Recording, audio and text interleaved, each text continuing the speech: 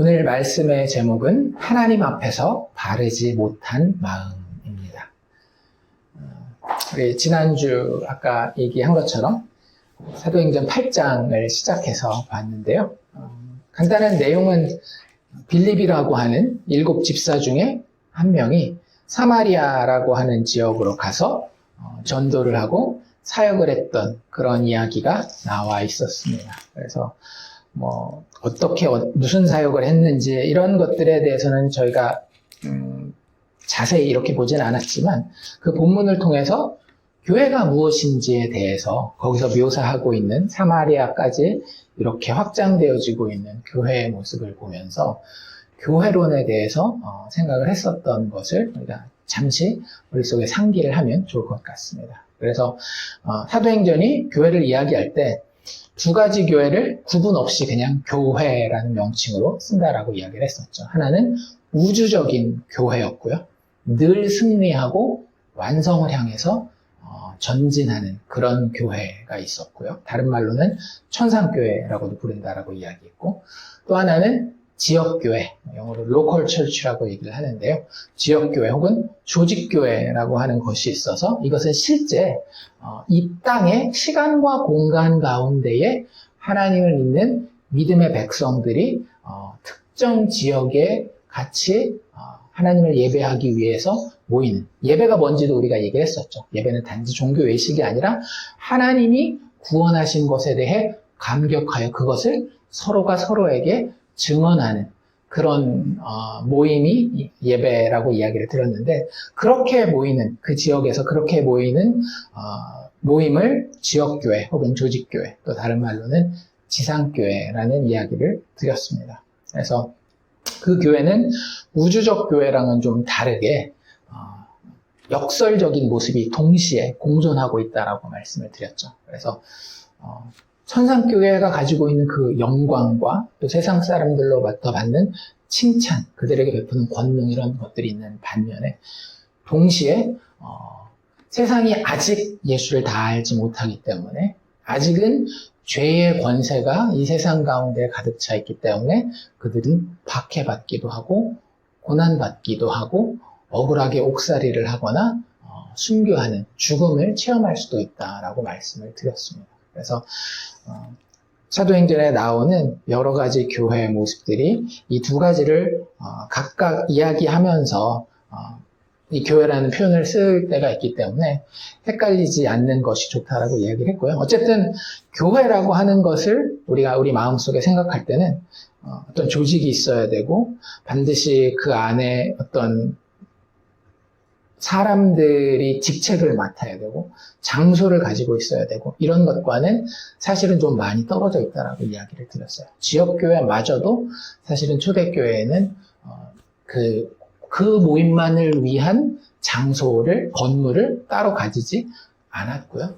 7 집사도 필요하면 뽑는 것이고 아니면 없는 대로도 그냥 갔었습니다. 그래서 그런 의미에서 믿음의 사람들이 하나님을 예배할 수 있는 그 구원에 대해서 정말 그 영혼에서부터 체험한 증인들이 함께 모여서 하나님 앞에 당신이 구원하셨군요 라고 하는 것에 대한 감격의 증언들을 하나님을 향하여, 서로를 향하여, 또 그 안에 믿지 않는 사람들이 있다면 믿지 않는 사람들을 향하여 그 증언을 말해낼 수 있는 자들이 바로 그들의 모임이 교회라고 하는 사실을 우리가 기억하면 좋겠습니다. 그래서 그 교회가 계속해서 오늘도 설명되고 있다고 보면 좋을 것 같아요. 오늘은 특별히 그 중에서도 지역교회에서 발생하는 주의해야 될 점을 우리가 조금 보면서 넘어가게 됩니다. 물론 빌립의 사마리아 사역하는 가운데에 일어나는 이야기인데요.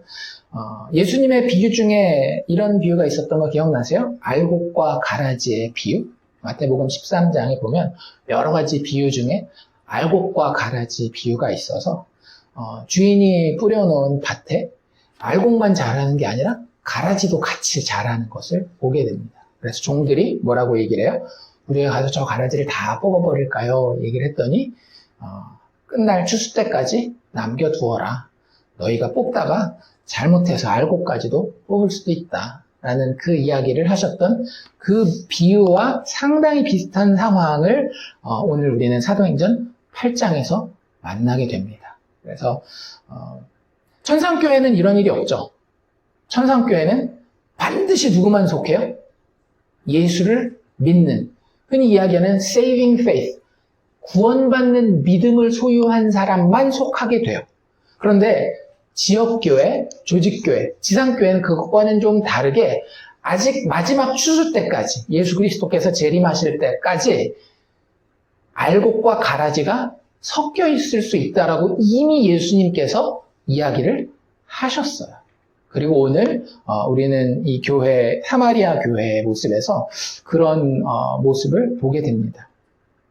어쨌든 우리의 이 본문을 받아들이는 자세는 에휴, 이 사람 봐라 이런 것이 아니고, 또 혹은 단순한 그 가십거리처럼 생각해서 호기심으로 이 사람 천국 갔을까 지옥 갔을까 이런 우리의 그런 호기심을 만족시키는 것도 우리의 목적이 아닙니다. 우리가 이 당시 교회 어떤 교회예요? 예수 믿으면 상당히 큰 손해를 보고 심지어는 목숨도 잃을 수 있는 그런 상황의 교회가 초대교회잖아요. 그럼에도 불구하고 그 안에 뭐가 있다라고요? 가라지가 있을 수 있다라고 한다면 우리가 아무리 조심하고 아무리 걸러낸다라고 해도 사실 지역교회, 지상교회, 조직교회에는 우리 마음에 차지 않는, 단지 우리의 마음에 차지 않는 정도가 아니라 신학적으로 좀 힘들어 보이는 그런 사람들이 같이 그 안에 있을 수 있다라고 하는 거예요. 그리고 그것에 대해서 예수님은 뭐라고 말씀하셨다? 둘 다 추수 때까지 함께 자라게 두라. 추수 때에 내가 추수꾼들에게 말하기를 가라지는 먼저 거두어 불사르게 단으로 묶고 곡식은 모아 내 곳간에 넣으리라 하리라. 그거 구분하는 건 누가 책임지시겠다라고요? 예수님께서 직접 마지막 때에 책임지시겠다라는 거고요. 우리 보고는 그거 구분해서 너는 지옥 갈 사람, 너는 천국 갈 사람 이렇게 하거나 교회에서 너는 자격이 안 됐어. 그러니까 이제 그만해. 물론 교회 치기 중에 출교, 엑스커뮤니케이션 이런 것들이 있긴 하지만 그런 것들이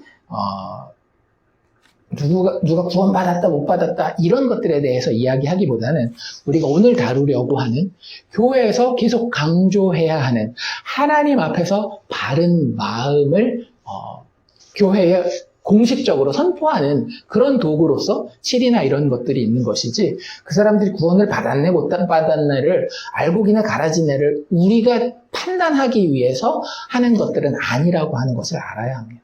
교회의 최종적인 목적은 뭐예요? 죄인을 구원하는 거예요. 우리가 지금 가라지라고 생각하는 그 영혼도 어떻게 될 수 있어요? 나중에 알곡으로 판명 날 수도 있어요. 그렇기 때문에 우리의 이 본문을 보면서 가져야 되는 관심은 누군가를 판단하고 정죄하고 그런 것이 아니라고 하는 것을 먼저 기억하고 보면 좋을 것 같습니다. 그래서 본문으로 들어가면 새로운 등장인물이 한 명 등장합니다. 8절에 이제 그 온 성에 큰 기쁨이 있다라고 이야기한 이후에 9절로 넘어오면서 그 성에 시몬이라 하는 사람이 있다라고 이야기를 합니다. 그 성은 어디죠? 사마리아 성이죠. 우리 사마리아에 대해서 지난주에 간단하게만 봤는데, 사마리아 성의 상황이 여러 가지 정치적으로, 경제적으로 쉽지 않은 상황이었을 것이다 라고 이야기도 하면서, 또 한 가지 특징은 뭐냐면 굉장히 종교적인 지역이었다라는 것을 우리가 좀 알면 좋을 것 같아요. 그 예수님이 만났던 우물가의 여인 있잖아요. 그쵸? 그 우물가의 여인도 예수님과 대화를 하는 중에 갑자기 우리가 어디서 예배를 드려야 됩니까? 굉장히 뜬금없는 것 같지만 사마리아인들은 되게 종교적이었어요. 왜냐하면 이스라엘 사람들로부터 예배도 못 드리게 이 제한을 받는 그런 사람이니까 사람이 못한 게 어때요? 더 하잖아요. 그러니까 수백 년 동안 자기네들 나름대로의 성전을 짓고 그리심산에서 예배를 드리고, 근데 그것마저도 파괴되고, 그리고 그것을 그리워하고 이러는 상황이었습니다. 그래서 흔히 이야기하는 영적인 활동이 많이 활발했었던 지역으로 생각이 돼요.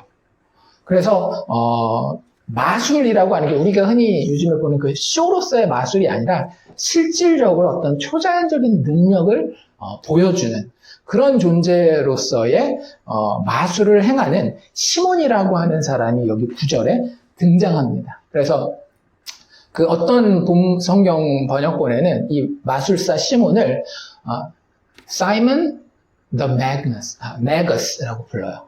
그럼 Magus가 무슨 뜻이냐면 우리 그 동방박사 알죠? 동방박사를 뭐라고 불러요? 영어로 Magi라고 불러요. M-A-G-I. 그러면 이게 복수형이거든요.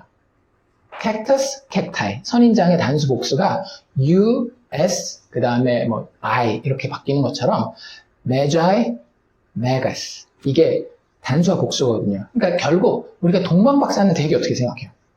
이야, 이렇게 되게 높이 있는데 이 마술사, 이렇게 생각하는데 같은 종류의 사람들이에요. 점을 칠 줄 알고 별자리를 볼 줄 알고 그것에 따라서 예언한 것이 성취되기도 하고 실질적인 능력을 행하기도 하는 그런 사람들이 존재했었던 것 같고요. 이 당시에 마술사라고 하는 존재들은 방금 말씀드린 것처럼 그렇게 부정적인 의미로 고정되어 있는 그런 타이틀은 아니었습니다. 그래서 아까 얘기했던 사마리아의 그런 굉장히 영적인 것에, 종교적인 것에 관심이 많은 분위기에서 이 사람은 되게 중요한 인물로 자리 잡고 있었던 사람이에요. 어느 정도까지 사람들이 이 사람을 생각했어요? 크다 일컫는 하나님의 능력이다라고 얘기해요. 근데 사마리아 지역의 그 영성의 특징, 우리의 관점에서 봤을 때 약점은 뭔가 하면 이 사람들은 혈통 자체가 어때요? 유대 혈통이 아니죠. 이스라엘 혈통이 아니죠. 이스라엘 혈통인 것 같으면서도 그걸 보장할 수 없는 정말로 많은 혈통들이 섞여 있는 상태였고 혈통만 섞여 있는 것이 아니라 종교와 신이 되게 많이 섞여 있어요. 그래서 여기서 이야기하는 크다 일컫는 하나님은 우리가 생각하는 유일신 하나님이 아니고요. 그 하나님일 수도 있지만 성경이 묘사하는 그런 방식이 아닌 여러 신들이 있는데 그 중에 굉장히 힘이 센 신 중에 하나로서의 그 하나님, 신을 이야기를 하는 겁니다. 그런데 그런 신의 능력을 그대로 소유하고 있는 자로 사람들이 추앙하는 사람이 바로 이 시몬이라고 하는 사람이었습니다. 전부터 있었고 마술을 행하여서 사마리아 백성들을 놀라게 하는 사람이었습니다. 그런데 이 사람이 자기의 그 사역이라고 얘기를 해야 될까요? 그런 어떤 종교, 영적인 사역을 하는 데 있어서 특징이 뭐였는가 하면요. 자기 자신을 뭐라고 불러요? 자칭 큰 자다. Simon the Great. 라고 누가 부르는 거예요? 자기가 부르는 거예요. 그러니까 뭘 알 수 있는가 하면 이 사람은 굉장히 기질 자체가 자기 자신을 높이는 그런 기질. 근데 사실 많이 가지고 있잖아요. 어떤 사람들은 그걸 막 드러내놓고 다른 사람들도 알아볼 수 있게 막 재수없게 하는 사람들도 있지만 어떤 사람들은 다른 사람들이 알아채리지 못하게 은근하게 하면서 겸손한 척 하는데 사실 드러낼 거 다 드러내고 자기 자신을 높이는 이런 어떤 죄성을 조금 이 사람은 그대로 잘 보여주는 그런 스타일이었던 것 같아요. 근데 다른 사람들이 그거에 대해서 뭐라고 할 수 없는 게 사실이잖아. 능력이 막 드러나니까. 그래서 많은 사람들이 놀라면서 추종하는 그런 상황이었습니다. 그리고 이제 이 사람에 대해서는 그 이후에 초대교회의 여러 전승들, 기록들에 보면 우리가 100% 신뢰는 할 수는 없지만 결국에는 우리는 이제 이 이야기를 중간에 딱 끊는 것처럼 그냥 보고 말잖아요. 아까 우리 25절까지 읽었지만 그래서 나중에 어떻게 된 거야? 이 사람 구원 받았을까 안 받았을까 뭐 이런 생각하는데 그 교회 전승에 따르자면 이 시몬이 나중에 시몬주의라고 불리우는 영지주의의 수장이 된다라는 그런 이야기가 있습니다. 그래서 기독교 영지주의가 상당히 그 초기 기독교에 큰 신학적인 위험이 되는데, 그 지식, 그러니까 육적인 것과 영적인 것을 나눠서 영적인 지식만 가지고 있으면 된다. 뭐 이런, 그런 것이 영지주의라고 한다면 그것의 초기 교회의 영지주의 이단의 시초로 묘사되는 경우가 종종 있어요. 그래서 뭐 그런 기록들을 보고 또 오늘 성경 본문도 보면 딱 우리가 어떤 결론 내리기 쉬워요? 이 사람은 지옥 같습니다. 이런 결론을 내리기가 쉬워요. 그래서 그런데 학자들은 이 본문을 보면서 일단 그거는 이제 성경 외에 있는 거니까 이 본문을 통해서 시몬이 천국에 갔을까 못 갔을까에 대해서는 의견이 갈립니다. 왜 그럴까요? 알 수 없으니까. 이것만 가지고는 사실은 이 사람이 진짜 구원을 받았는지 안 받았는지, 처음에 가지고 있었던 믿음이 진짜 믿음이었는지 아니었는지, 그 부분은 많이 일치를 하긴 해요. 근데 나중에 이 사람이 베드로가 회개하라는 메시지를 줬을 때에 반응하는 그런 모습들을 보면서 구원을 받았을까 못 받았을까에 대한 의견이 분분합니다. 어떤 사람들은 참 회개했다 이렇게 얘기하는 사람들도 있고, 어떤 사람들은 아니다라고 이야기하면서 방금 얘기했던 그런 초대교회 전성들을 가져다가 보면서 봐라 이런 역사적인 증거도 있지 않느냐라고 얘기를 하는데, 어쨌든 본문을 통해서 우리는 그것을 알려고 하는 것은 아니에요. 이 사람이 구원 받았느냐 안 받았느냐는 누가의 관심도 이 글을 읽는 우리의 관심도 아니어야 한다라고 하는 거예요. 지금 여기 계속 무슨 얘기를 하고 있는 건가 하면 교회에 대한 이야기를 하는 겁니다. 예수께서 지금도 살아 역사하고 계시며 자신의 피값 주고 사신 그 교회를 어떻게 이끌고 가시며 어떤 모양으로 만들기를 원하시는지를 보여주는 그 컨텍스트에서 이 사람은 교회에 대한 어떤 경고를 하기 위한 하나의 툴로, 도구로 사용되고 있다 정도까지만 알고 이 사람이 어떻게 됐냐 그런 심판자의 자리에 우리가 자꾸 가려고는 안 하는 게 좋을 것 같아요. 어쨌든 굉장히 놀라운 사람, 10절에 보면 낮은 사람부터 높은 사람까지 다 따랐다라고 이야기를 합니다. 그리고 11절에도 오랫동안 그 마술에 놀랐다라고 하는 게 그냥 하루 이틀 있었던 일은 아닌 것 같아요. 되게 시간을 가지고 권위를 차츰차츰 누적시키고 획득했었던, 나름 제3자 입장에서 봤을 때 영적으로도 능력이 있는 그런 사람이 이 시몬이라고 하는 사람이었던 것 같습니다. 그런데 그들의 환경 가운데 변수가 등장하죠. 그게 누구예요? 빌립이라고 하는 예수 복음의 증인이었습니다. 참 신기한 건 빌립은 우리가 어떻게 알고 있어요? 그의 타이틀을? 집사, 빌립 집사로 알고 있죠. 한국 사람들은 보통 빌립 집사로 많이 알고 있는데 그 영어권에서 이 빌립을 붙일 때는 그 빌립 the deacon 이렇게 얘기하는 경우는 거의 없어요. Philip the evangelist, 전도자 빌립이라는 말을 많이 해요. 집사가인 게 틀린 건 아니지만 여기서부터 계속 이렇게 되는 이 빌립의 이야기, 사도행전 뒷부분에 나오는 이야기를 봐도 이 사람이 예수의 증인으로서 그 정체성이 훨씬 더 분명하게 드러나고 있는 그런 모습을 보이고 있고요. 사실 여기 사마리아도 예수 그리스도의 증인으로서, 전도자로서의 사역이 굉장히 두드러지고 있는 것을 볼 수 있습니다. 그래서 빌립의 사역을 간단하게 12절에 이렇게 요약하고 있죠. 하나님 나라와 및 예수 그리스도의 이름에 관하여 전도하였다라고 이야기를 합니다. 그래서 빌립의 사역은 기승전 뭐겠어요? 무조건 예수예요. 하나님 나라의 동의어, 최소한 유사어는 뭘까요? 예수예요. 하나님 나라 자체가 예수입니다. 왜냐하면 예수가 머리이고 그 몸이 교회잖아요. 그걸 사실은 하나님의 나라라고 부르거든요.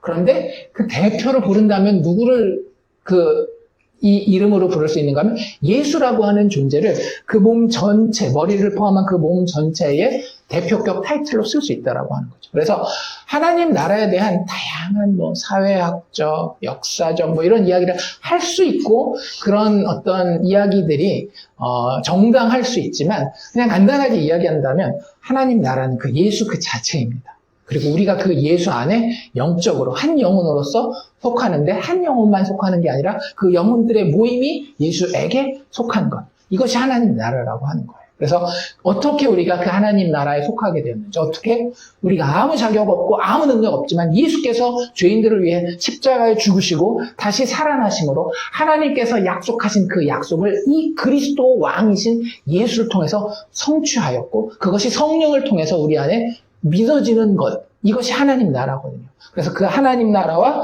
및 예수 그리스도의 이름에 관하여 전도하는 것이 빌립의 사역이었다라고 하는 겁니다. 빌립도 그러니까 영적인 사역을 했던 거고요. 시몬도 영적인 사역을 했던 겁니다. 근데 여기서 이렇게 막 직접적으로 이야기를 하진 않지만, 지적은 하진 않지만, 아까 우리가 봤던 시몬의 사역과 지금 우리가 이 12절에서 보고 있는 빌립의 사역을 보면, 이 어떤 약간의 차이가, 종이장 한 장 정도의 차이가 보이면서, 근데 그것이 마지막에 가서는 얼마나 큰 차이를 보이겠구나라고 하는 그런 차이점이 보여요. 그게 뭘까요? 시몬은 그 메시지의 결론이 결국 누구에게 도달합니까? 자기 자신에게 도달해요. 그렇죠? 이 사람, 이야, 하나님의 능력이네. 자기 스스로도 나는 큰 자야. 이런 능력, 이런 사역을 하는 것을 통해서 나는 큰 자라는 게 너희들에게 증명이 됐지. 이렇게 이야기를 해요. 그런데 빌립의 사역은 결국은 그 메시지의 결론이 어디로 도달하고 있어요? 예수의 이름에 도달하고 있다고 하는 거예요. 그래서 이런 것들이 진짜 기독교인 교회가 가져야 되는 그런 어떤 조심성이어야 되는 것 같아요. 옛날에도 보면 그 설교자들에게 이런 어떤 조언을 해주는 그런 선배 목사님들이나 교회 어르신들이 항상 할 때 간증 같은 거 할 때 조심해라 항상 그 얘기를 해요. 왜요? 간증을 하고 나면 사람들이 자꾸 누구를 닮고 싶어요? 간증한 그 간증자를 자꾸 닮고 싶단 말이에요. 그 사람이 하나님 때문에 사업을 성공했다든지 자식을 잘 키웠다든지 아니면 심지어는 전도를 많이 했다든지 이런 게 있으면 자꾸 그 사람을 보게 되는 경향이 우리는 죄인이기 때문에 많이 있어요. 왜? 결국엔 나도 그렇게 되고 싶은 거예요. 결국 누구의 의를 쌓고 싶은 거예요? 그 듣는 청중이 그 모델을 보고 나도 내 의를 저렇게 쌓고 싶어, 내 능력을 저렇게 쌓고 싶어 라고 하는 그 죄성이 아직 남아있기 때문에 그렇거든요. 그래서 그걸 설교자는 말하다 보면 어때요? 되게 자랑스럽고 뿌듯하고 사람들 반응도 좋고 나중에 끝나고 나서 존경도 많이 받고 연락도 받고 하니까 그걸 가감없이 조심하지 않고 그냥 해버리는 경우가 많은데 예화를 쓸 때는 반드시 설교자가 드러나는 것이 아니라 그리스도가 드러날 수 있도록 최선을 다해서 조심해라. 그런 이야기들을 많이 들었어요. 그런 것처럼 빌립의 사역은 상당히 그런 기준에서는 모범적인 사역이었고 시몬의 사역과는 되게 대조되는 그런 모습을 우리가 보게 됩니다. 그래서 그들이 믿고 남녀가 다 세례를 받을 때 누구 이름으로 세례받았겠어요? 예수의 이름으로. 그들은 다 이 메시지를 전파함 받은 빌립의 영적인 사역의 결과 예수와 함께 죽고 예수와 함께 살았습니다라는 그 고백으로 마무리를 하고 있다고 하는 거죠. 그래서 그런 부분에 있어서 빌립의 사역은 어떤 교회가 가져야 되는 혹은 증인이 가져야 되는 사역의 방향성을 그림을 굉장히 간단하지만 잘 보여주고 있다. 시몬은 그걸 이렇게 더 잘 보이게 하는 반예가 되고 있다라고 하는 사실을 우리가 기억하면 좋을 것 같아요. 자, 그래서 전도함을 받은 이 사마리아 사람들이 믿었는데 그냥 믿은 정도가 아니라 상당히 많은 사람이 믿은 것 같아요. 그래서 그들이 믿고 남자 여자 가릴 것 없이 다 세례를 받았다 이렇게 얘기를 합니다. 그런데 13절에 넘어오면 흥미로운 일이 발생하죠. 어떤 일이 발생해요? 시몬도 믿었다. 시몬도 믿고 세례를 받은 후 이제 아까 얘기한 것처럼 왜 이게 시몬이 구원을 받았느냐 안 받았느냐 시몬이 이때 가진 믿음이 진짜 믿음이었느냐 아니었느냐에 대해서 갈리는가 하면 이 앞에 이 사마리아 사람들이 믿고 세례를 받았다라는 표현과 시몬이 믿고 세례를 받았다는 표현이 순서와 표현이 다 똑같아요. 그러니까 분명히 사마리아에 구원받은 사람들이 있었는데 그 사람들을 표현하는 표현이 믿고 세례를 받았다라고 하는 표현이라고 한다면 여기 나와 있는 바로 그 뒷절에 나와 있는 13절에 시몬도 믿고 세례를 받았다라고 하면 이것도 시몬이 구원받았다라는 표현이 아닙니까? 라는 이야기를 합니다. 그런데 우리가 중요하게 생각해야 되는 건 뭐냐면 13절에 시몬에 대한 표현뿐만 아니라 그 앞에 12절에 그 사마리아인들이 믿고 세례를 받았다라고 하는 이 표현이 둘 다 어떤 한 영혼이 진심으로 회심했다라고 하는 그 진위 여부를 보장하지는 않는다라고 하는 거예요. 성경에서 믿었다라고 하는 표현이 우리가 교회라고 하는 것이 그 두 가지 표현일 수 있다라고 했잖아요. 절대 지지 않는 교회와 세상 사람들한테 핍박받고 이렇게 지는 것처럼 보이는 교회일 수 있다. 선상교회와 지상교회로 나뉠 수 있다라고 하는 것처럼 믿는다라고 하는 경우도 그냥 어떤 그 사람의 지적인 동의 혹은 감성적인 공감 이런 것들을 이야기하는 경우들도 있다라고 하는 사실을 우리는 알아야 됩니다.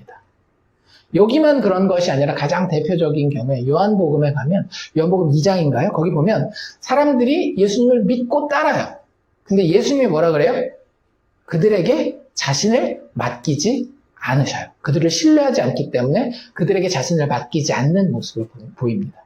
그런 것들을 보면 우리가 성경에서 어떤 단어 하나에 막 꽂히는 것보다는 그 단어를 둘러싸고 있는 문맥들이 어떤 이야기를 하고 있는지를 좀 더 넓게 살펴보는 것이 하나님의 말씀을 하나님이 의도하신 대로 성령께서 영감하신 대로 이해하는 좀 더 그 안전한 틀이 된다라고 하는 사실을 기억하면 좋을 것 같아요. 그래서 여기서는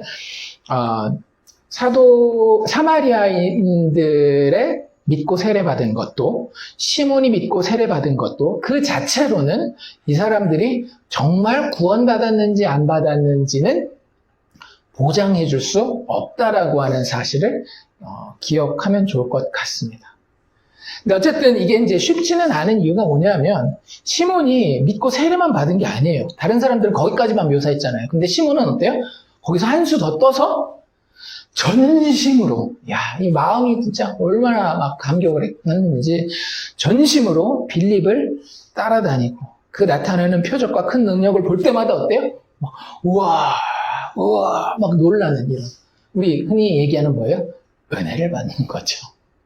그 자리에 가서 빌립이 사역하는 그 자리에 갈 때마다 막 은혜를 받고 놀라고 이런 모습을 보여주고 있습니다. 근데 사실 여기에도 약간의 힌트가 나와요. 많은 경우에 이 사도들이 행하는 그 일을 뭐라고 표현했었는지 기억나세요? 앞에 이 사도행전 8장까지 쭉 보면서 표적과 기사라는 말을 써요.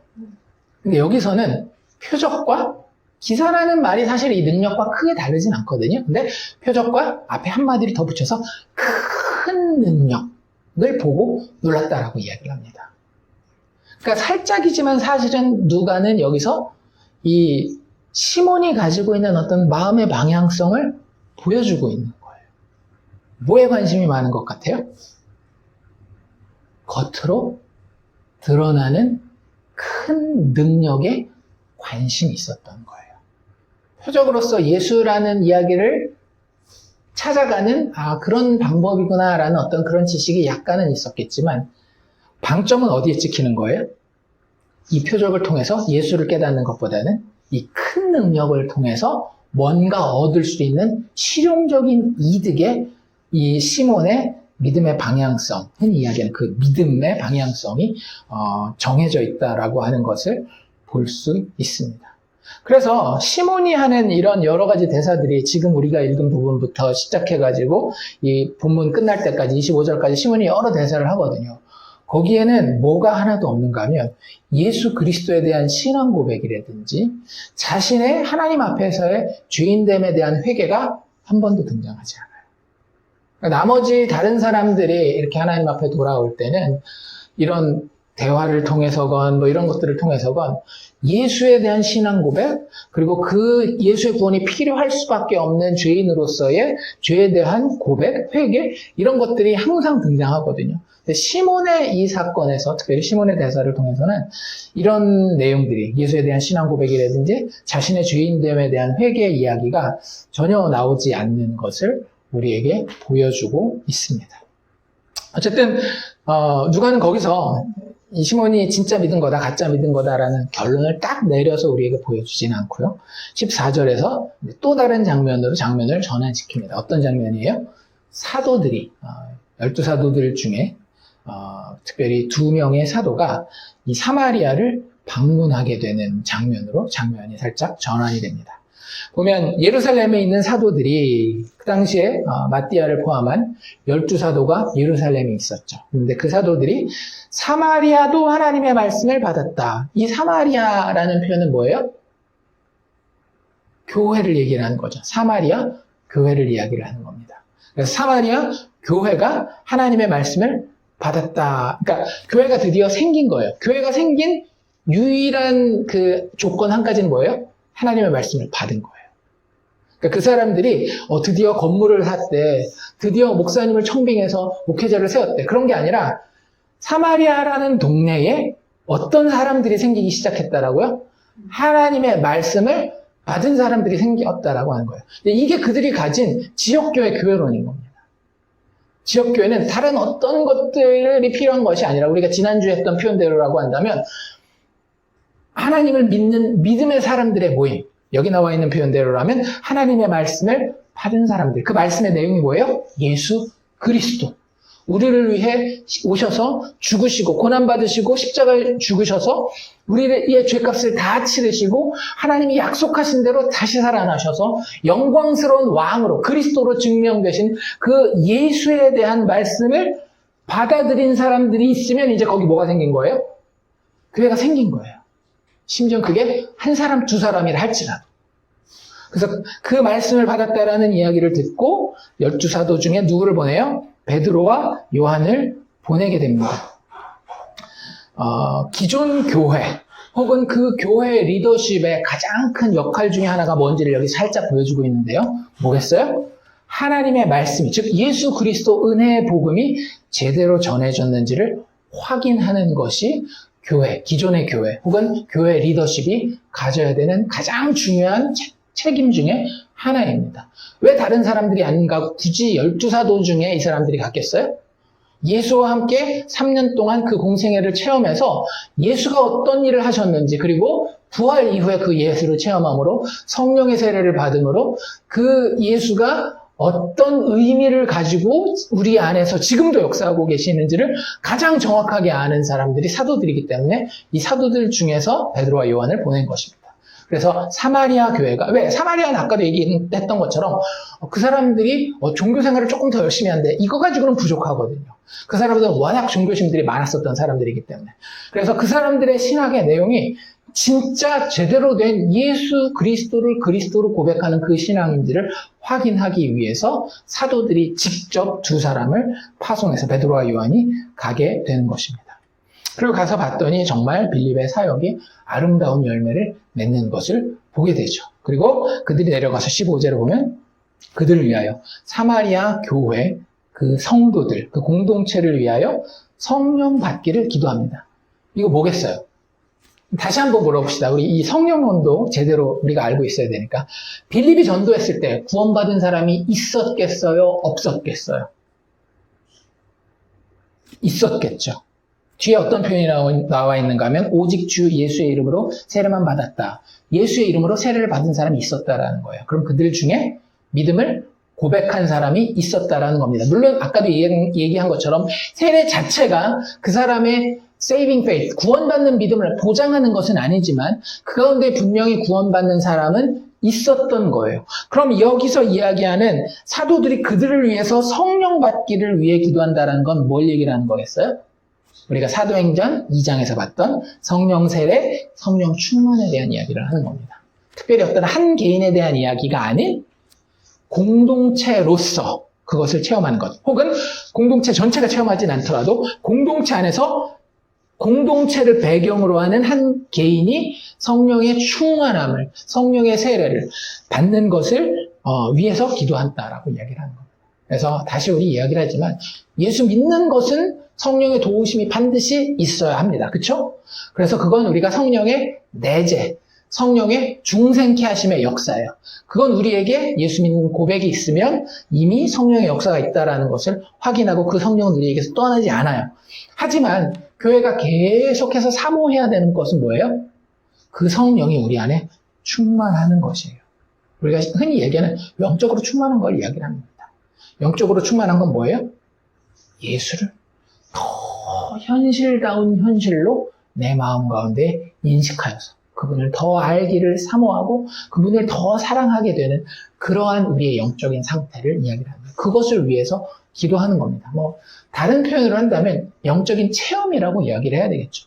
체험이 없는 신앙은 참 넘어지기 쉽다 뭐 이런 얘기를 우리가 많이 들어왔었거든요. 한국교회에서는. 그렇죠. 근데 그런 게 사실은 이걸 이야기를 하는 거예요. 어떤 기적을 체험한다든지 그런 것이 아니라 정말로 성령께서 내 마음에서 역사하시는구나. 내가 어떻게 2000년 전에 돌아가신 그 예수를 이렇게 정말 실제처럼 믿을 수 있지? 보고 영적으로 체험할 수 있지? 그런 경험들을 영적인 체험이라고 이야기를 하는 것이고, 사도행전의 표현대로라고 한다면 성령의 세례, 성령의 충만, 성령을 받는 것이라고 이야기를 합니다.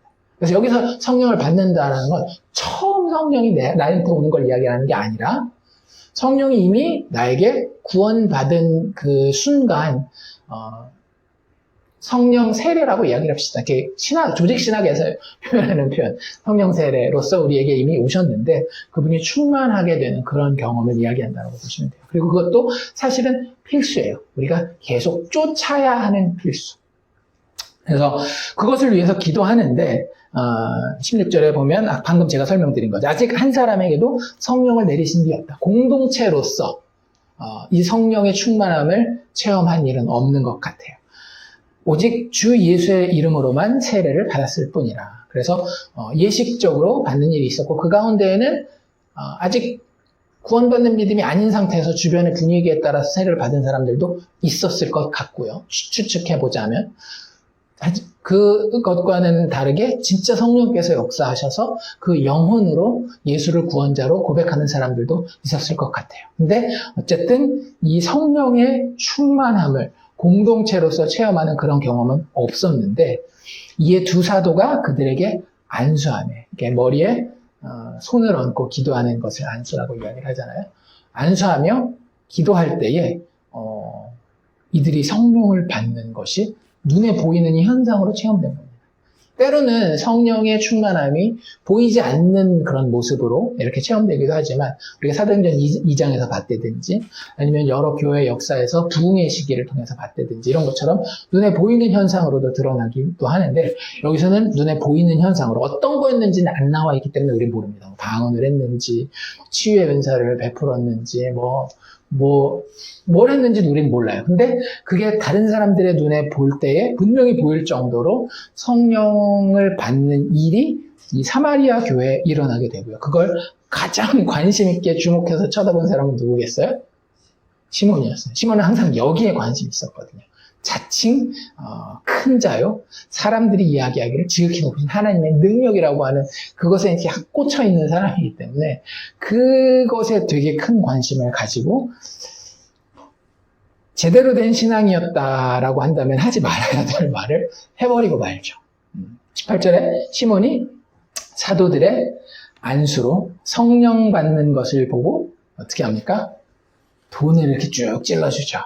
베드로에게 요한에게 뇌물을 드리면서 이르되 19절입니다. 이 권능을 내게도 주어 누구든지 내가 안수하는 사람은 성령을 받게 하여 주소서라고 이야기를 합니다.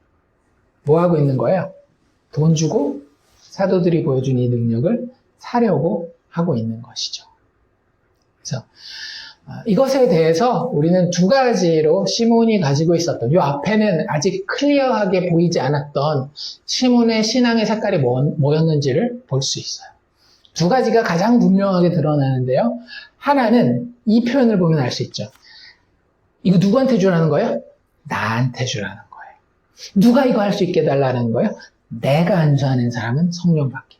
나라는 표현이 계속해서 이 시몬의 대사에는 강조되고 있습니다. 여기뿐만 아니라 맨 마지막에 나오는데도 그래요. 내가 이런 표현들이 계속 강조되는데, 즉 시몬의 신앙의 색깔은, 그러니까 신앙이라고 얘기해야 될런지는 모르겠지만 영광과 권능의 최종 목적지가 누구에게 있는 겁니까? 자기 자신에게 있는 거예요. 우리도 신앙생활 하면서 이러기가 되게 쉬워요. 그렇지 않나요? 영광과 권능의 최종 목적지가 나여야 되는 거예요. 하나님이 굳이 누군가를 세상에서 성공시켜서 높이셔야 한다면 그건 누구여야 돼요? 나여야 돼요.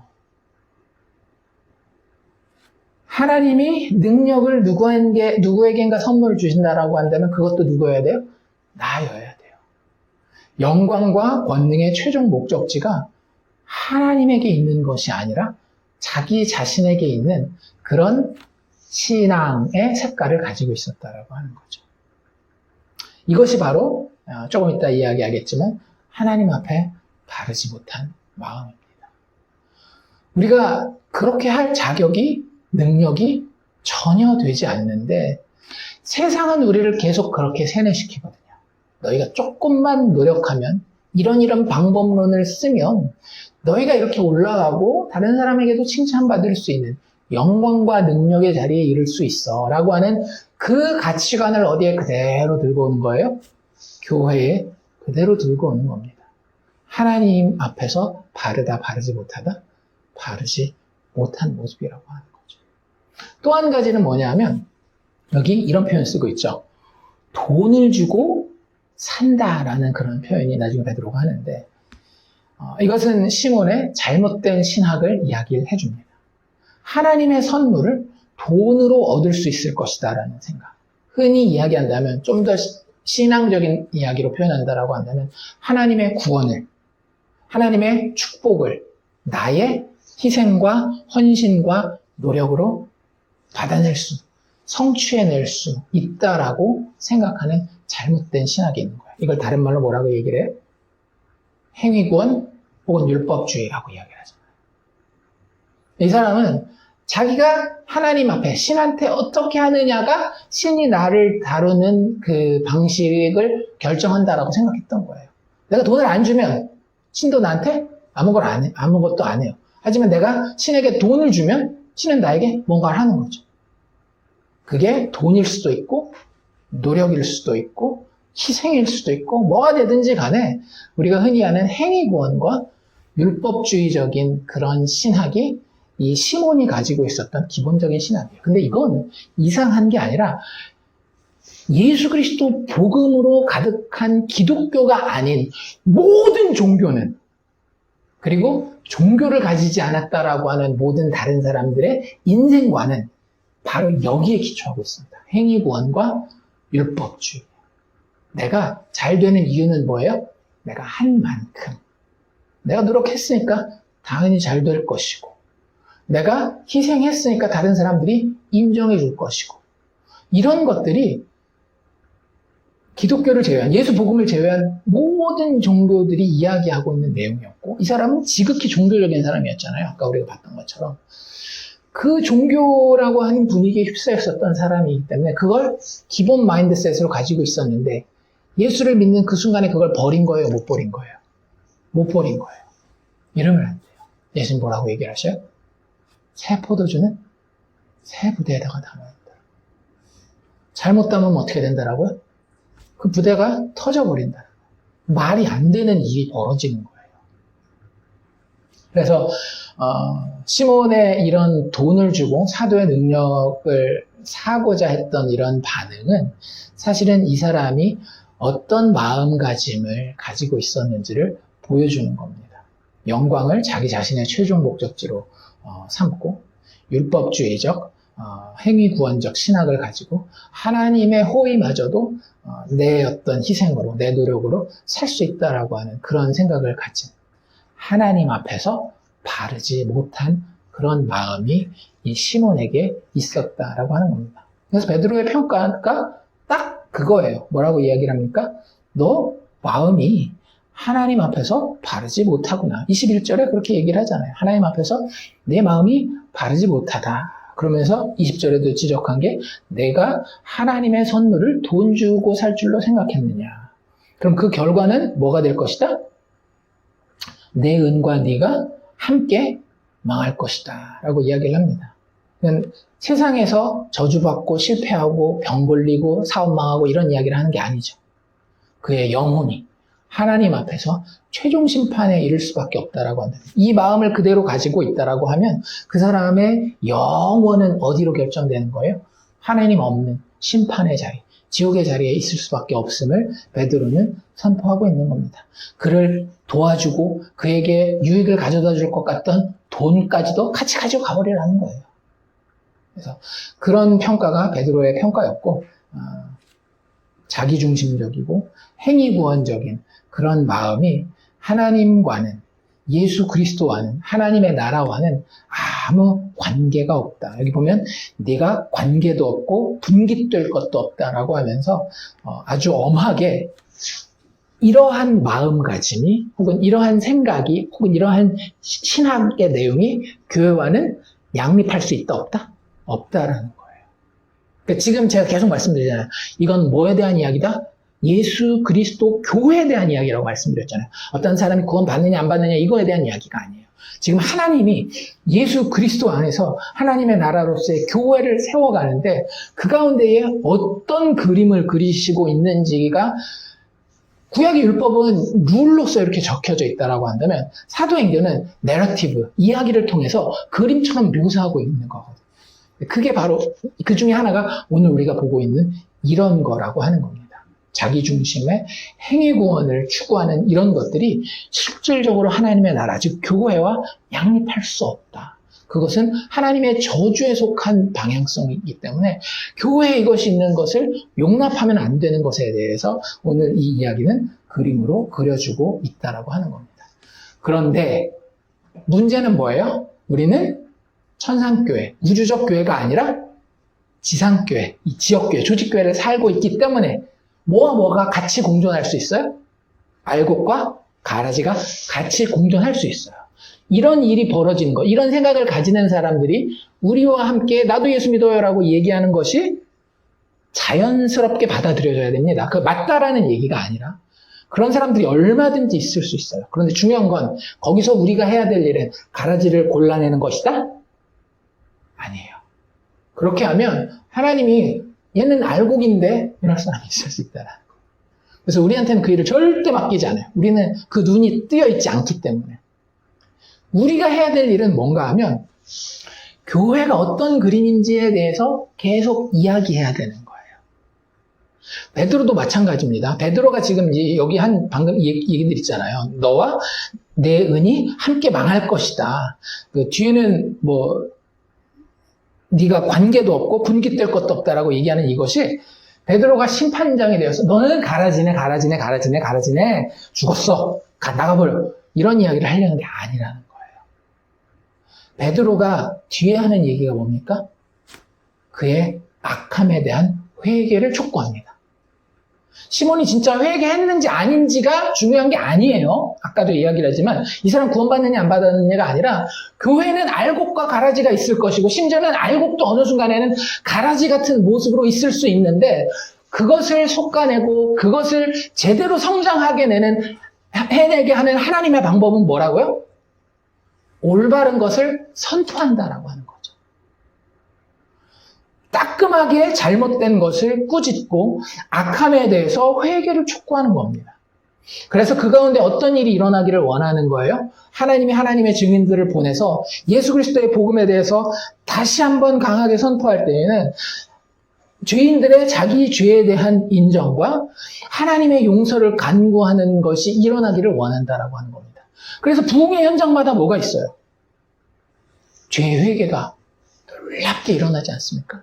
한국의 평양 대부흥 운동이라든지 1차, 2차 대각성 운동이라든지 미국에서의 웨일즈 부흥이라든지 이런 데 보면 다 회개라고 하는 것이 절대 빠지지 않고 나오게 돼 있어요. 왜? 그들이 교회 안에는 속해 있지만 교회 근처에는 있었을런지 모르겠지만 그들의 삶 가운데에 예수 그리스도가 아닌 자기 자신의 유익을 쫓고 자기 자신에 대한 자만함과 신뢰로 똘똘 뭉쳐 있었던 사람들이 마침내 진짜 복음과 부닥쳐서 하나님의 알곡들은 그제서야 껍질을 깨고 싹을 틔울 수 있게 되는 거예요. 그래서 베드로가 이야기하는 이 말은 심판의 말이 아니라 하나님께서 여전히 교회를 정결케 하시는 구원의 사역의 일부라고 보시면 돼요.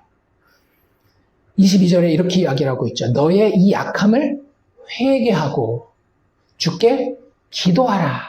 그럼 하나님이 어떻게 하실 수 있다? 혹 마음에 품은 그 악한 것을 사하여 주실 것이다.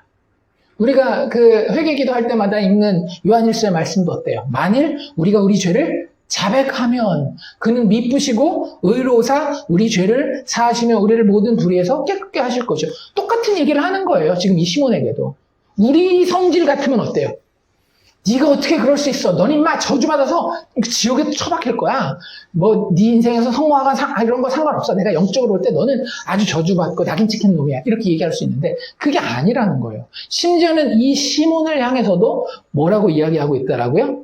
베드로의 표현은 약함을 회개하고 주께 기도하라 마음을 품은 것을 사하여 주시리라. 마음의 그 악한 잘못된 하나님 앞에서 바르지 못한 그 마음에 대해서 사하여 준다라고 이야기했지만 요한의 표현대로라면 뭐라고요? 네가 네 죄를 자백하면 하나님 미쁘시고 의로우셔서 내 죄를 사하시고 너를 모든 불의에서 깨끗하게 하실 것이다라는 굉장히 어떤 심판이 아닌 그냥 객관적인 의미에서의 예수 그리스도 복음의 하시는 일에 대해서 이야기하고 있는 거예요. 여전히 복음을 이야기하고 있는 겁니다. 그러면서 강력하게 뭐에 대해서 이야기를 하는 거예요? 교회가 가지 말아야 될 마음의 방향성에 대해서 동시에 아주 되게 강력하게 이야기를 하고 있는 거죠. 엄중하게. 그리고 23절에도 이렇게 이야기를 합니다. 내가 보니 너는 악독이 가득하며 불의에 매인 바 되었도다. 지금 그런 마음을 품는다라고 하는 건 자기중심적이고 행위구원적인 그런 마음을 가진다라고 하는 것을 뭐라고 표현하고 있다라고요? 마음에 악독이 가득한 것이며 불의가 너를 꽁꽁 묶고 포위하게 이렇게 사슬로 만들어서 노예처럼 가지고 있다라고 하는 거예요. 그러니까 하나님 앞에서 예수 그리스도 복음의 관점에서 봤을 때 우리가 나를 높이려고 하고 나의 쾌락을 추구하고 결국에는 내가 노력하는 것을 가지고 뭔가 열매를 따먹으려고 하는 것은 그것 자체가 악이요. 내 자신을 꽁꽁 죄의 사탄의 그 노예로 묶어놓는 그런 일이 된다라고 하는 거죠. 근데 생각해 보세요. 왜 세상에 잘났고 자기 나름대로 정의롭다라는 사람들이 그렇게 마음이 하나가 되지 못하고 그렇게 박이 터지도록 싸울까요? 그렇잖아요. 뭐 정치계나 이런 사회 이런 것들 보면 다 나는 불이하게 하는데 내가 더 잘 돼야 돼 이런 사람 없어요. 다 정의롭고. 근데 그들이 그렇게 다툴 수밖에 없고 오히려 그들 때문에 전쟁으로 힘들어야 다른 사람들이 힘들어야 하고 경제가 망가져서 실제 생활에서 어려움을 당하는 이유는 뭐냐 하면 결국에는 그들이 생각하는 그 모든 것들이 방금 여기서 얘기했던 자기중심적이며 인간의 노력, 행위를 통하여서 삶의 평안함을, 즉 구원을 이룰 수 있다라고 하는 생각이 전제하고 있기 때문에 그렇고 그런 삶은 악함으로 그 현상이 드러날 수밖에 없고 의의가 없는 가운데 종으로서 꽁꽁꽁꽁 묶여있는 그런 모습으로 드러날 수밖에 없다라고 하는 것을 베드로는 잘 지적해서 보여주고 있습니다. 그래서 여기서 그 베드로가 단순히 동기의 불순함만 이야기하고 있는 것이 아니라 우리가 이야기한 그런 예수 은혜 복음에 관한 신학적인 부분까지 같이 포함해서 경고하고 있다라고 하는 사실을 우리가 기억하고요. 그것에 대해서 이제 24절에 보면 시몬이 마지막 대사를 이제 이야기를 하죠. 마지막 대사가 뭐예요? 나를 위하여 주께 기도하여 말한 것이 하나도 내게 임하지 않게 하소서. 여기도 나라는 표현이 몇 번이나 등장해요? 2번이나 등장하고 있습니다. 그러니까 이게 쉽게 고쳐지는 건 아니에요. 진짜 이 뒤에 시몬이 어떻게 됐는지는 우리가 안 나와 있으니까 양심적으로 판단을 미루는 것이 맞는 것이지만 여기까지만 봤을 때는 심지어는 베드로의 이 엄중한 경고에도 불구하고 여전히 모든 것의 중심에는 시몬의 모든 것의 중심에는 누가 있어요? 나와 나의 유익이 있는 거예요. 참 우리 예전에 잠언 공부할 때 그런 얘기 했던 거 기억나세요? 브루스 워키라고 하는 성경학자가 잠언 전체를 통해서 의인과 악인이 그렇게 대조적으로 많이 나오는데 의인의 정의, 악인의 정의를 한마디로 내리면 뭐다? 악인은 어떤 사람이다? 나의 유익을 위해서 남의 유익을 희생하는 사람. 의인은 반대겠죠. 남의 유익을 위해서 자기의 유익을 희생할 수 있는 사람이 의인이라고 한다면 악인은 나의 유익을 위해서 남의 유익을 얼마든지 희생할 수 있는 사람. 다른 사람은 어떻게 돼도 좋은데 나는 이익을 챙겨야 되겠습니다. 나는 이 벌을 받으면 안 되겠습니다. 나를 위해서 기도해 주십시오. 이런 것들. 이런 모습이 여전히 시몬의 마지막 대사에 되게 진하게 묻어 있는 것을 볼 수 있습니다. 그리고 시몬은 여기서 아직 교회에서 쫓겨나요? 안 쫓겨나요? 안 쫓겨나고 있어요. 그래서 지역교회 안에는 우리가 육체를 가지고 경험하는 조직교회 안에는 여전히 겉으로는 믿음을 고백하고 심지어는 세례까지 받았지만 복음의 도에 아직 속하지 않은 사람들이 존재할 수 있다라고 하는 사실을 좀 너그러운 마음으로 받아들일 필요가 있습니다. 그래서 누군가가 나는 믿는다라고 얘기를 했는데 내가 딱 나는 올바른 신앙을 가지고 있는데 그 신학으로 저 사람을 딱 재보니까 저 사람 아니니까 나가 이럴 수는 없다라고 하는 거예요. 하나님이 언제 어떻게 구원하실지 모르는데 우리가 해야 되는 일은 뭐예요? 바로 이 베드로가 맡은 역할입니다. 어떤 역할? 올바른 복음의 내용을 진지하고 성실하게 하나님의 충실한 일꾼이 되어서 그 증인의 자리에 서는 거예요. 그러니까 증인된다라고 하는 게 굉장히 넓은 사역의 범위라는 걸 알아야 됩니다. 우리는 자꾸 증인되는 걸 어디 가서 선교하고 전도하고 이런 것만 생각하는데 아니요. 증인되는 것은 우리가 성도로서 교회로서 살아가는 모든 영역에 나를 향하여 다른 사람을 향하여 그리고 심지어는 누구를 향하여? 하나님을 향하여도 감당해야 되는 역할이 증인되는 거예요. 하나님 내가 봤어요. 당신이 우리를 예수 안에서 구원하시는 거. 우리가 아무것도 한 것 없는데 예수 안에서 당신이 우리를 구원하시는데 와 어떻게 그러실 수 있습니까? Amazing grace. How can it be? 어떻게 이 놀라운 은혜 그러실 수가 있습니까? 그거 다 뭐 하는 거예요? 증인으로서 증언하는 거예요. 그래서 맨 마지막에 두 사도도 어떻게 해요? 두 사도가 사마리아에서 한 사역을 한마디로 요약한 게 뭡니까? 주의 말씀을 증언하여 말하였다. 그렇잖아요. 뭐 성령 받도록 기도하고 뭐 이런 것들 다 있었지만 결국 그거 다 뭐에 대한 이야기였다라는 거예요? 주의 말씀을 증언하는 내용이었다. 그리고 돌아가는 길에도 뭐였어요? 관광했어요? 아니잖아요. 돌아갈 때 사마리아인의 여러 마을들마다 하나님이 들리게 하시는 마을들마다 복음을 전하였다라고 이야기를 합니다. 그게 우리가 감당해야 될 것이고 그런 우리가 일을 감당하는 그 컨텍스트, 문맥 가운데에 교회 안에 얼마든지 그 사역의 대상이 될 수 있는 사람이 아직 믿음을 갖지 않은 사람들이 있을 수 있다라고 하는 것을 기억해야 합니다. 동시에 그들이 가지고 있는 그런 잘못된 하나님 앞에서 바르지 못한 마음 자꾸 여전히 인간이 내가 중심이 되려고 하고 내 노력을 통해서 율법주의, 행위구원을 성취하려고 하는 이런 것들은 우리가 계속 밀어내야 되겠죠. 그래서 결국은 이 하나님 앞에서 그 마음이 올바르냐 그렇지 않느냐라고 하는 것은 뭐를 통해서 가장 쉽게 알 수 있는가 하면 사랑하느냐 안 하느냐에 의해서 결정됩니다. 하나님 앞에서 바르지 못한 마음은 어떤 마음인가 하면요. 두려워서 믿는 마음입니다. 유용한 예수. 내가 예수를 믿으면 되게 쓸모가 있겠다. 안 믿으면 혹시 손해를 받을 수도 있겠다.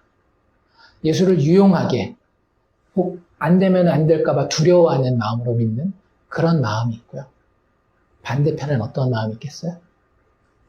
사랑해서 믿는 마음이 있어요. 우리 예수님 참 좋다. 어찌 하나님이 인간과 똑같이 이런 몸을 입고 이 땅에 오셔서 침뱉음 당하시고 모욕과 수치를 당하시고 고난 당하시고 죽으실 수 있으셨을까? 그분 참 아름다우시다. 그런데 그것이 나를 향해서 하신 일이에요. 참 놀랍고 내가 그 사랑 받은 게 참 감격스럽고 내가 능력도 되지 아니하고 자격도 되지 아니하지만 그분이 팔 열고 나를 받아주신 나도 그분 사랑하여서 그분을 신뢰하고 믿으리라. 그 마음이 하나님 앞에서 바른 마음이라고 하는 거죠. 그래서 오늘 이 본문을 통해서 누구 손가락질하고 그래 교회에서 이 사람들은 이렇게 우리가 몰아내야 돼 이런 걸로 보기보다는 하나님이 교회에서 바르지 못하게 보시는 마음이 어떤 마음인지 반대로 그럼 바르게 보시는 마음은 어떤 것인지를 우리 스스로에게 한번 챙겨볼 수 있어요. 그래서 성도와 교회는 늘 뭘 점검하는 존재들이에요? 이 마음을 점검하는 존재들입니다. 우리는 도덕과는 다시 이야기 드립니다. 과장일 수도 있고 뭐 그럴 수는 있지만 어쨌든 도덕과는 아무 상관이 없는 존재들이에요. 우리는 우리의 마음이 하나님 앞에서 바른지 아닌지 그거에 따라서 행위로 나오는 도덕이나 이런 것들은 자연스럽게 하나님이 원하시는 모습으로 만들어질 수 있기는 하지만 그게 우리의 핵심은 아니라고 하는 거죠. 하나님이 우리에게 어떤 마음을, 어떤 바른 마음을 원하셨는지를 이해하고 예수 십자가 바라보면서 알아가고 그래서 그 가운데 더 감격이 커지고 그분을 더 사랑하고 사모하고 더 찾고 더 신뢰하게 되는 이것이 우리의 신앙생활의 교회의 방향성에 가장 중요한 초점이어야 된다라고 하는 사실을 기억하실 수 있기를 바랍니다. 죄인을 위해서 죽으시고 다시 살아나신 그리스도 예수께서 택함 받은 죄인은 반드시 정결케 해서 자기 백성 삼으실 겁니다. 시몬도 구원 받았을 수 있어요.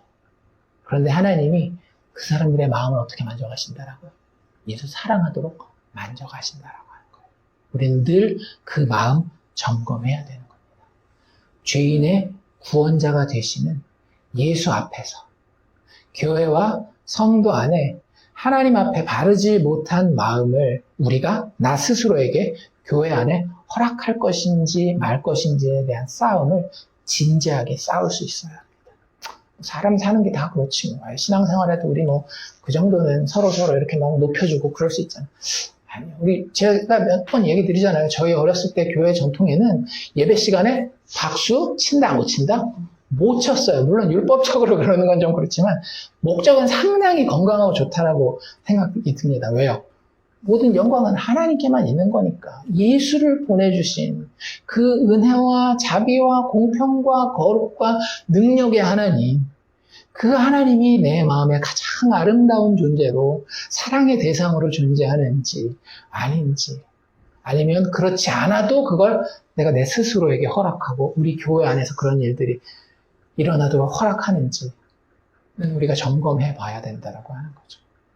우리의 구원자 예수께서 구원을 거저 베풀어 주셨습니다. 우리가 마땅히 해야 할 것은 그냥 겸손히 엎드려서 감사하고 모든 영광을 그 예수 안에 드러난 하나님께만 돌리는 그런 참된 하나님의 백성 공동체로서의 교회가 되기를 주의 이름으로 축원합니다.